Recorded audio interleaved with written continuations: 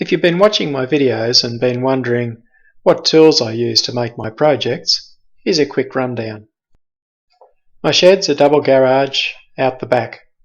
Well, it's actually 3/4 of a double garage. The other quarter is taken up by my daughter's excess furniture. I'll start with my welders and welding tools. These are my latest acquisition. This is what I've been using the most. It's a combination TIG, plasma and stick welder. Chinese made, very cheap, but so far it's proved to be very useful.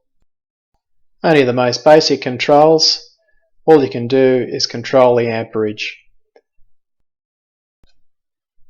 Underneath sits my MIG welder. Again, this is just a cheap Chinese made welder with just the basic settings of amperage and wire speed.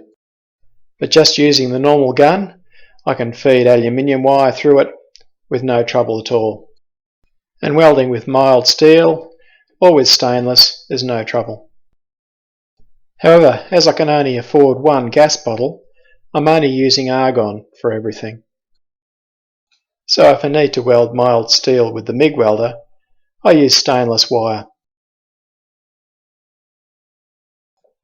I've got some messy shelves that I can store my steel and scrap timber, and part of my bench has got a steel top on it for welding, nice vise, a couple of angle grinders, 125 and a 100mm, an old bench drill, and quite a nice vertical sander. Next comes an extremely cheap wood lathe, grinder, another grinder, some benches for all sorts of crap, and then over on the other side I've got a drop saw, a little table saw with crap all over the top of it, a very cheap bandsaw which does a good job of cutting aluminium. I've got a jointer and then a scroll saw. The scroll saw is the only quality bit of equipment I've got. Everything else is just the cheapest. Next comes a dust extractor for when I'm working with wood. Next to those gas bottles you can see a wood thicknesser, a very useful tool. A couple of benches with crap all over them.